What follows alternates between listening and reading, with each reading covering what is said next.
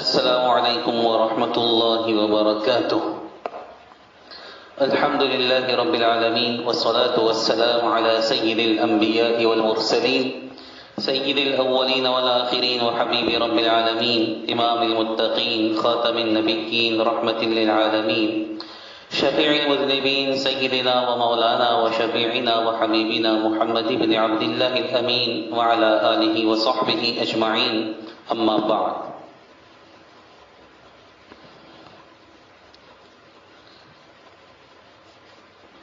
اسلام کے بنیادی ارکان میں سے ایک اہم ترین رکن، بلکہ ایمان کے بعد سب سے اہم ترین رکن نماز ہے۔ اور نماز، جیسے کہ رسول پاک صلی اللہ علیہ وسلم نے ارشاد فرمایا ہے کہ جنت کی کنجی نماز ہے، لیکن اور ارشاد فرمایا کہ نماز کی کنجی طہارت ہے، یعنی جنت میں جانا ہے تو اس کے لیے کنجی نماز کی ہے، اور نماز صحیح ہونے کے لیے نماز کی کنجی طہارت ہے۔ اس اعتبار سے طہارت اور نجاست کے جو مسائل ہیں وہ اسلام میں بہت ہی زیادہ اہمیت رکھتے ہیں، اور ان مسائل کا سیکھنا ہر ایک پر فرض اور واجب ہے۔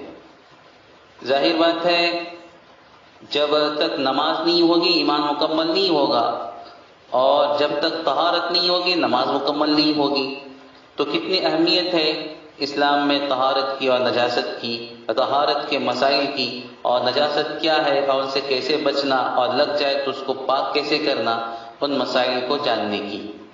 اسی لیے فرمایا کہ جنت کی کنجی نماز ہے، اور نماز کی کنجی طہارت ہے۔ اور طہارت کے لیے اللہ تبارک و تعالیٰ نے پانی کو نازل کیا ہے۔ وَأَنزَلْنَا مِنَ السَّمَاءِ مَاءً طَهُورًا، ہم نے آسمان سے پاکی حاصل کرنے کا پانی اتارا۔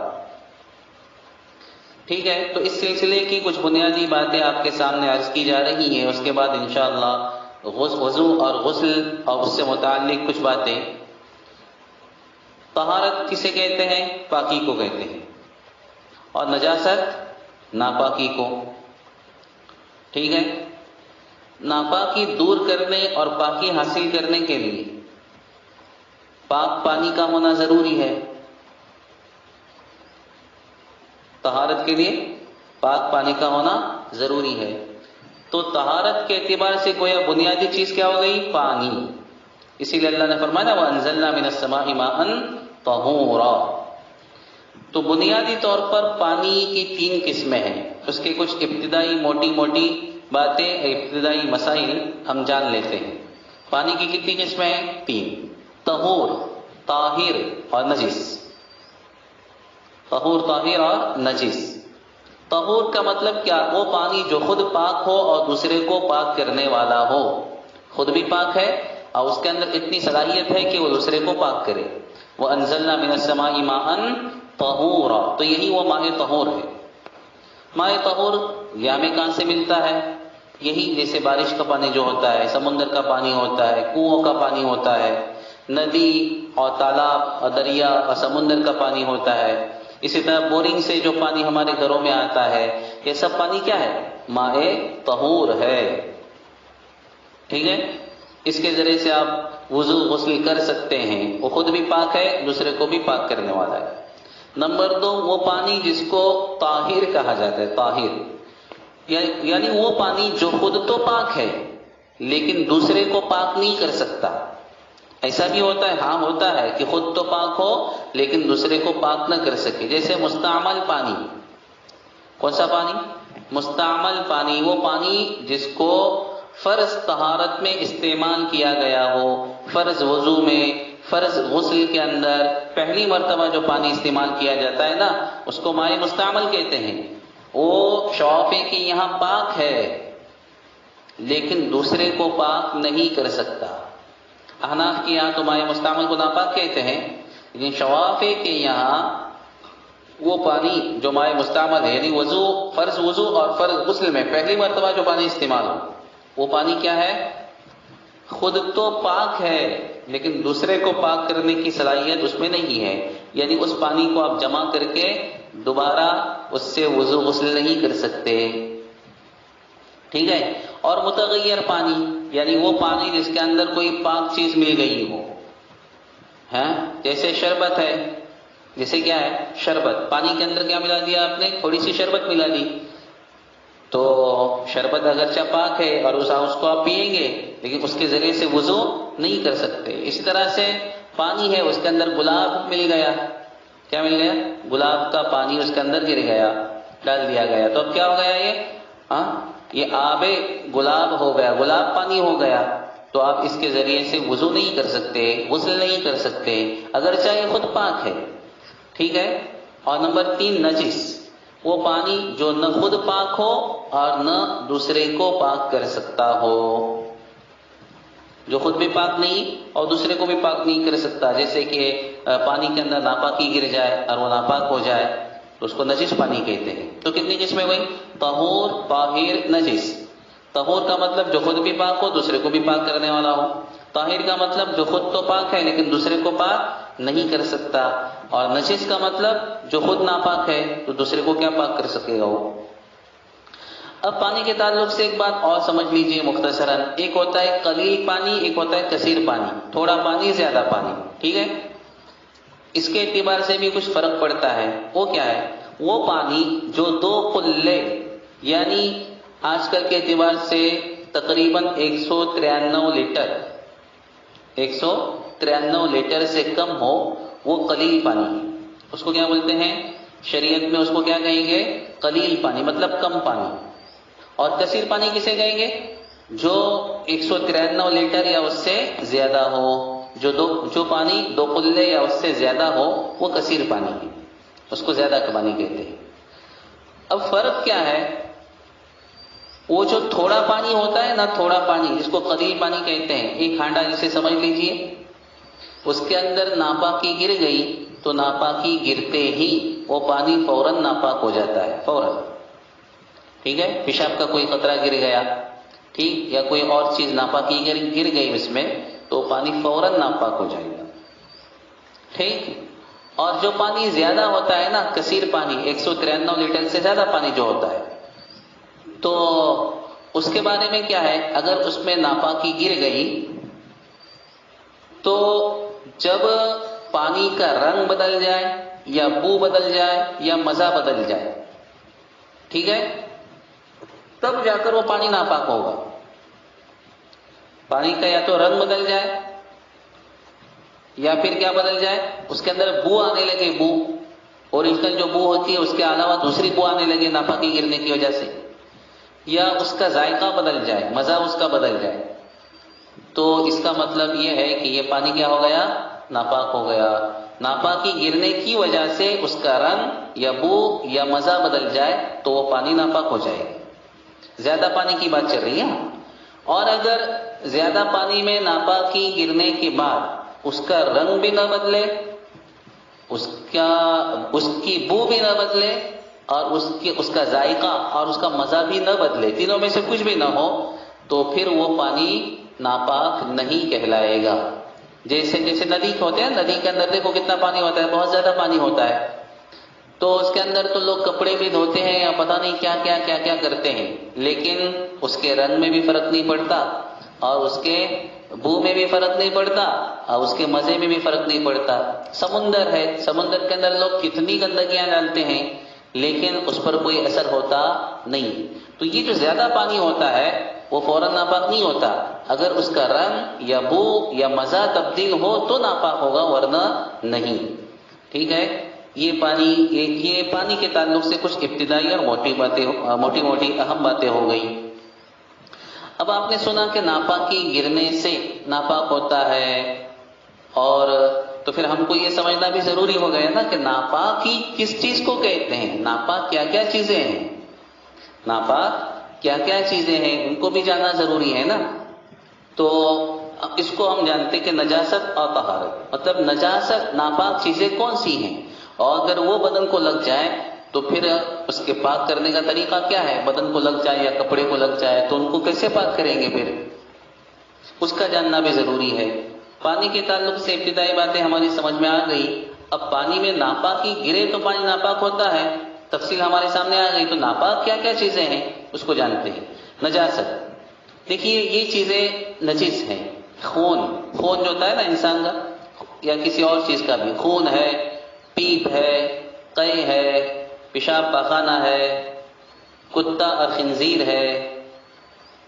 ٹھیک، البتہ یہ خون اور پیپ کے اندر تفصیل ہے کہ کب معاف ہوتا ہے کب معاف نہیں ہوتا، اس کی بات انشاءاللہ بعد میں آئے گی. اسی طرح کتا اور خنزیر کے بعد ذکر کیا کہ شراب ہے، شراب. ٹھیک ہے، اسی طرح تمام مردہ جانور یہ ہیں. اسی طرح انسان کی شرمگاہ سے نکلنے والی چیزوں میں سے مزی ہے، ودی ہے. تو یہ چیزیں اور اس طرح کی بہت ساری چیزیں ہیں جو ناپاک کہلاتی ہیں. کیا کہلاتی ہیں؟ ناپاک ہوتی ہے. وہ بنیادی طور پر یہی چیزیں ہیں، اس کے علاوہ بھی کچھ چیزیں. مردہ جانوروں میں صرف انسان، ٹڈی اور مچھلی پاک ہے. مچھلی جو ہم کھاتے ہیں روزانہ وہ مری ہوئی آتی ہے نا ہمارے سامنے، لیکن اس کو پاک کہا گیا ہے. اسی طرح ایک چھوٹا سا پرندہ ہوتا ہے ٹڈی قسم کا، جو ہمارے یہاں عامتاً نہیں نظر آتا اور کھایا نہیں جاتا. عربوں میں یہ بڑا مشہور ہے، وہاں پر کھایا جاتا ہے، روایتوں میں بھی اس کا تذکرہ آتا ہے. وہ مردہ ہونے کے باوجود پاک ہے. اسی طرح انسان جب مر جاتا ہے تو اس کے باوجود اس کو پاک مانا جاتا ہے شوافی کے نزدیک. اس کے علاوہ تمام مردار ذبح کی ہوئی نہیں، مردار جانور ناپاک ہو جاتے ہیں. اب یہ جو چیزیں نجس ہیں ان کی کئی قسمیں ہیں، 3 قسمیں ان کی: بھاری ناپاکی، درمیانی ناپاکی اور ہلکی ناپاکی. آپ نے سنا ہوگا نا؟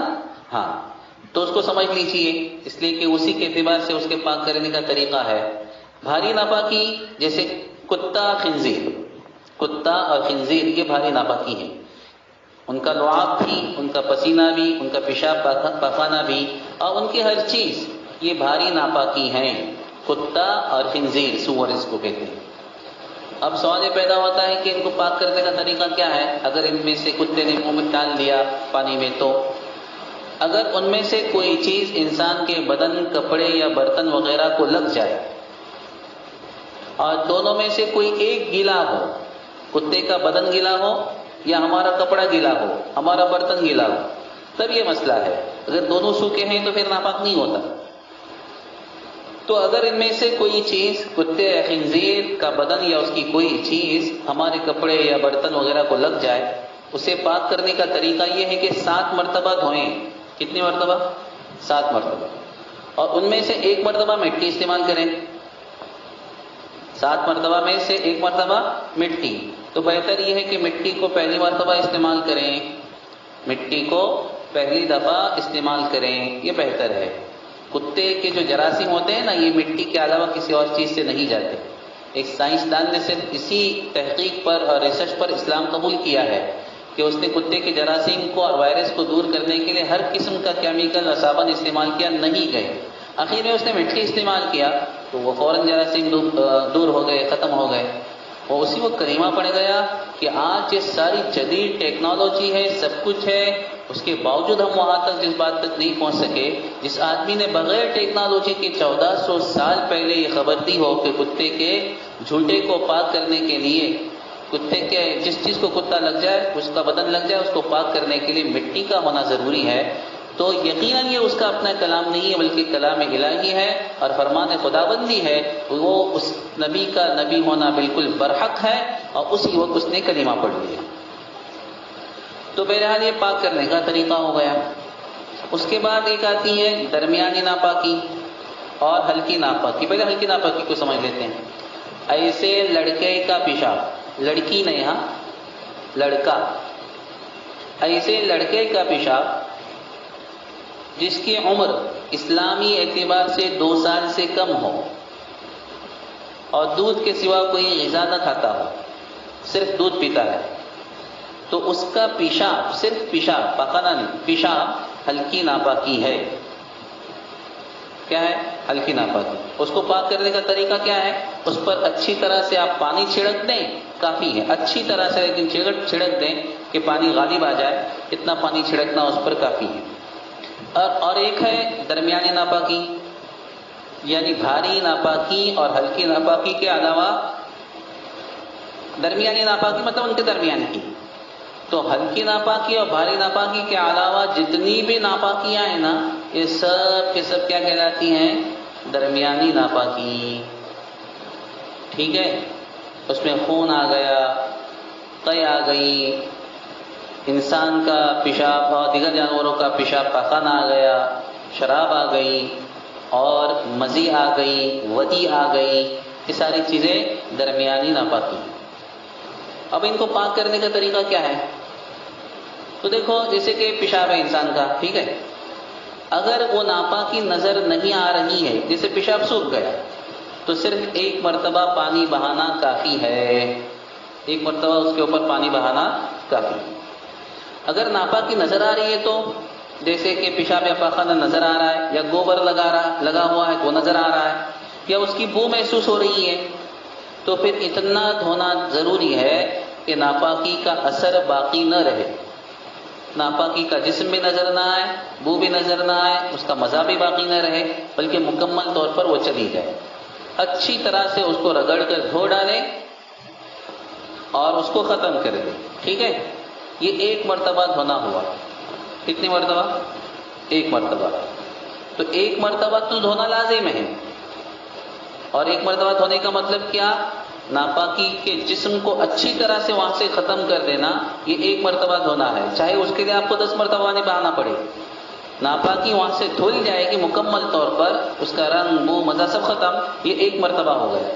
پھر اس کے بعد مزید 2 مرتبہ پانی بہانا افضل ہے. تو یہ کل کتنے ہو گیا؟ 3 مرتبہ دھونا ہو گیا. تو تینوں صورتیں ہمارے سامنے آ گئی: بھاری ناپاکی، ہلکی ناپاکی اور درمیانی ناپاکی. اور اگر یہ ناپاکیاں کسی چیز کو لگ جائیں تو ان کو پاک کرنے کا طریقہ کیا ہے، وہ بھی ہمارے سامنے آ گیا.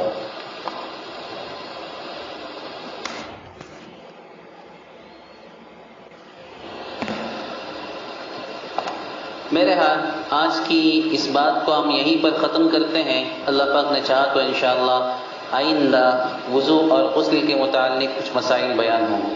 اختم کلامی علی ھذا والحمد للہ رب العالمین.